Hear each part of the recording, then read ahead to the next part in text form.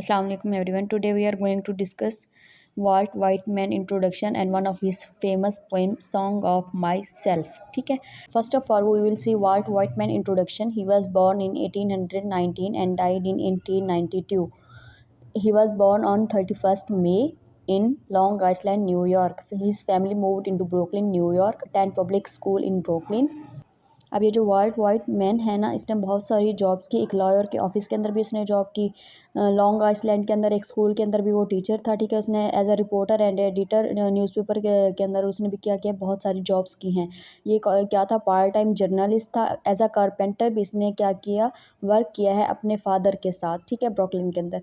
इसकी जो first edition थी लीव्स ऑफ ग्रास पब्लिश हुई कब, जुलाई के अंदर। It content 12 poems and a prose preface. अब जो इसकी फर्स्ट एडिशन थी वो कब पब्लिश हुई, जुलाई के अंदर, और उसके अंदर 12 पोएम्स थी। टोटल कितनी, 12 पोएम्स, और एक क्या था, प्रोज प्रीफेस। सेकेंड एडिशन जो है उसके अंदर कितनी टोटल पोएम्स है, 20 पोएम्स। ठीक है, ये तो उसकी छोटा सा इंट्रोडक्शन था वाल्ट वाइटमैन का। वाल्ट वाइटमैन की सबसे फेमस बात कौन सी है कि इसको अमेरिका का नेशनल पोइट कहा जाता है। He is known as national poet of America. ठीक है, नेक्स्ट हम इसकी पोइम जो है सॉन्ग ऑफ माई सेल्फ उसको डिस्कस करेंगे।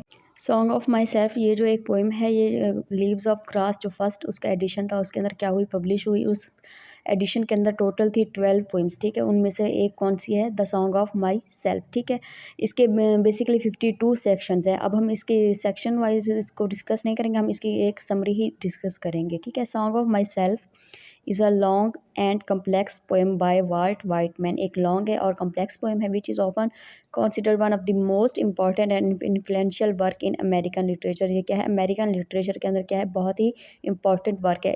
इसके कितने टोटल सेक्शन है, 52।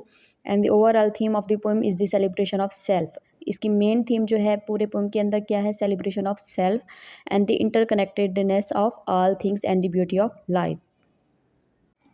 The poem begin with an invitation to the reader to observe a spear of summer grass। ठीक है, अब ये पोएम स्टार्ट कब से होता है कि रीडर जो है, जो राइटर है हमारा ऑथर, वो क्या करता है, रीडर को क्या करता है, इनवाइट करता है, वो क्या करे, ऑब्जर्व करे sphere of summer grass and join white man in this celebration of self. और वाइट मैन को क्या करे, ज्वाइन करे इन सेलिब्रेशन ऑफ सेल्फ के अंदर। ठीक है, he describe the idea that everything is both physical and spiritual. कि हर चीज़ जो है वो क्या है, मतलब वो दो चीज़ें हैं हर चीज़ के अंदर। मतलब एक चीज़ क्या है, वो एक फिजिकल तौर पर भी है, वो स्पिरिचुअल तौर पर भी है। ठीक है, थ्रू आउट द पोएम पूरी पोएम के अंदर उसने क्या चीज़ें डिस्क्राइब की है, Whitman describe various scene from everyday life.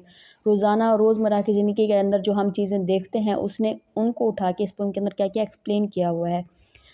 He celebrates the beauty and diversity of the world. He also explores the theme of sexuality, democracy, and the natural world. The poem is also notable for its use of free verse। अब इस ये poem ज़्यादा किस लिए notable है, free verse के use की वजह से। ठीक है, and its unconventional structure। It is written in a conversational tone and uses a variety of literature techniques including the repetition, parallelism and imagery। अब इसके अंदर बहुत सारी जो है लिटरेचर की टेक्निक्स जो हैं वो क्या हुए हैं, यूज़ हुई हैं, जिनके अंदर क्या है, रेपिटेशन, पैरेललिज्म एंड इमेजरी। ये तो थी इसकी शॉर्ट समरी किसकी, सॉन्ग ऑफ माई सेल्फ की। नेक्स्ट हम इसका स्ट्रक्चर देखेंगे, structure of the song of my self. इसका जो स्ट्रक्चर है वो क्या है, फ्री फ्लोइंग है। It does not follow a strict poetic structure. इसके अंदर मतलब एक ख़ास जैसे पोइटिक स्ट्रक्चर को फॉलो किया जाता है, राइम को, रिदम को, ये चीज़ें इसके अंदर फॉलो नहीं की गई हैं। ठीक है, ये क्या है, फ्री फ्लोइंग स्ट्रक्चर है इसका। ठीक है, the poem is divided into 52 section each with its own theme and imagery. However, there are some structural elements that unify the poem, such as the repetition of certain phrases and usage of parallelism. The poem also includes the number of extended metaphors and a wide range of poetic devices such as imagery, illusion and symbolism। मतलब इसके अंदर क्या है, बहुत सारी जो poetic devices हैं वो यूज़ हैं, जैसे मेटाफर हो गया, इमेजरी हो गया, ठीक है, illusion, symbolism वगैरह वगैरह। ठीक है, Song of Myself is an epic poem that celebrates the diversity and interconnectedness of all things। ठीक है, ये था इसका स्ट्रक्चर। नेक्स्ट हम देखेंगे themes in song of my self. ठीक है, पहली जो इसकी फर्स्ट थीम यहाँ पे मेंशन की गई है वो क्या है, सेलिब्रेशन ऑफ सेल्फ। ठीक है, अब देखें the poem celebration of individual self with Whitman encouraging reader to embrace their own unique identities. के वो क्या करें, अपनी खुद के अंदर जो यूनिक चीज़ें हैं उनको क्या करें, पहचानें और ख़ुद को प्रेस करें, यानी अपने आप से क्या करें, प्यार करें। ठीक है, नेक्स्ट जो है interconnectedness of all thing. Interconnectedness का मतलब क्या होगा, एक चीज़ क्या है हमेशा दूसरी चीज़ के साथ उसका क्या होता है, कोई ना कोई कनेक्शन होता है, कोई ना कोई लिंक होता है, ठीक है। अब देखें इसमें क्या करें, Whitman emphasizes the interconnectedness of all living things, highlighting the idea that everything in the universe is connected in some way. कि इस दुनिया के अंदर जो भी चीज़ मौजूद है वो किसी ना किसी वे के ज़रिए वो क्या है दूसरी चीज़ों के साथ उसका क्या है रिलेशन है, या उस दूसरी चीज़ों के साथ वो क्या है कनेक्ट है, ठीक है। नेक्स्ट जो है हमारे पास थर्ड थीम वो है democracy and equality. The poem celebrate democratic ideals and the equality of all the people regardless of race, class और जेंडर। अब इस पोएम के अंदर वो क्या बता रहा है, एक तो डेमोक्रेसी के बारे में उसने बात किया, दूसरा इक्वलिटी ऑफ ऑल पीपल, कि दुनिया के अंदर जो भी लोग हैं वो क्या हैं बराबर हैं, एक दूसरे के बराबर है, regardless of any race, class और जेंडर, ठीक है। अब नेक्स्ट जो थीम है वो है नेचर ऑफ द यूनिवर्स। अब नेचर जो क्या क्या है मेन थीम है किसकी, सॉन्ग ऑफ माई सेल्फ की, ठीक है। नेक्स्ट थीम जो है वो है spirituality. While not aligned with any particular religion, Song of Myself explore the spiritual themes, including the idea of universal consciousness and the connection between the physical and spiritual worlds. Next is sexuality. The poem contains many references to sexuality, both heterosexual and the homosexual, which one controversial at the time of its publication. Next जो last theme हमारे पास यहाँ पे mention की गई वो है time and eternity. White man explore the idea of time and eternity, suggesting that the self exist in the timeless state and that death is not an and but the continuation of life. अब उसके ने यहाँ पे क्या बताया कि time के बारे में बताया कि अगर हमें क्या आ जाए, मौत आ जाए, वो भी क्या है एंड नहीं है, बस क्या है वो ज़िंदगी का इख्तिताम है एक ज़िंदगी का, और फिर दूसरी ज़िंदगी का वो क्या है आगाज़ है, कंटिन्यूएशन ऑफ लाइफ, ठीक है। नेक्स्ट हम इस पोएम के अंदर जो सम सैम्पल जो है डिस्कस किए गए हैं उसको हम डिस्कस करेंगे, ठीक है। अब यहाँ पे मैंने सैम्पल्स को यहाँ पे थोड़ा सा हाईलाइट कर दिया। This sample that runs through the poem in obviously grass. अब मेन जो सैम्पल है वो क्या है, ग्रास, ठीक है। अब ग्रास यहाँ पे किस चीज़ को इंट्रोड्यूस करिए, which is the introduce in 6 section. कहाँ पे इंट्रोड्यूस की गई, 6 सेक्शन के अंदर सॉन्ग ऑफ माई सेल्फ के। द इंटायर पोएम जो है formally structured around the grass, ठीक है। अब इस पोएम के अंदर कुछ सैम्पल्स हैं, अब हम उन सैम्पल्स को डिस्कस करेंगे। जो मेन हमारे जो सैम्पल है इसके अंदर वो कौन सी है, ग्रास, जो कहाँ पे इंट्रोड्यूस की गई, 6 सेक्शन के अंदर, ठीक है।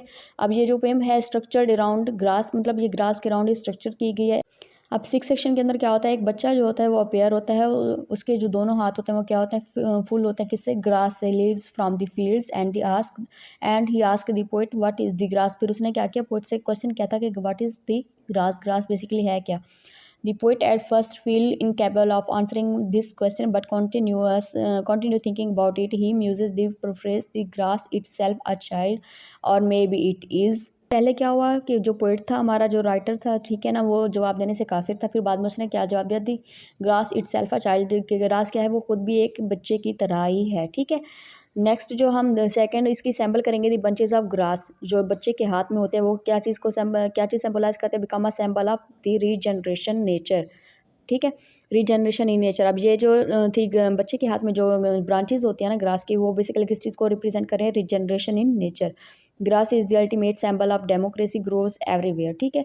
Grass is one of the central theme of death and immortality, for grass is symbolic of the ongoing cycle life present in nature. Grass is the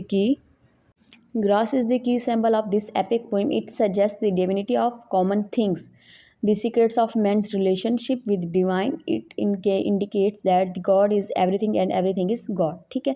ये थी हमारी जो मेन सिंबल जो हमारी सॉन्ग ऑफ माई सेल्फ के अंदर present थी, grass, ठीक है। The second section of the poem also open with some samples. उसके अंदर भी कुछ सैम्पल्स जो है हमें दिखाई गई हैं। Houses and rooms are full of perfumes, I breathe and the fragrance of myself and know it to like. मतलब ये जो है लाइन्स जो है सेकंड सेक्शन के अंदर क्या है मेंशन की गई हैं, ठीक है। अब हाउस एंड द रूम्स हैं वो बेसिकली किस चीज़ को रिप्रेजेंट कर रहे हैं, सिविलाइजेशन को। परफ्यूम क्या कर रहे हैं, सिग्निफाई कर रहे हैं इंडिविजुअल सेल्फ बेसिकली क्या होता है, प्लूरल ऑफ सेल्फ, ठीक है। Grass is used in the symbol of equality. In this poem, grass is also used as symbol of democracy. Grass grows in cluster or clumps, thus it becomes a symbol of democracy.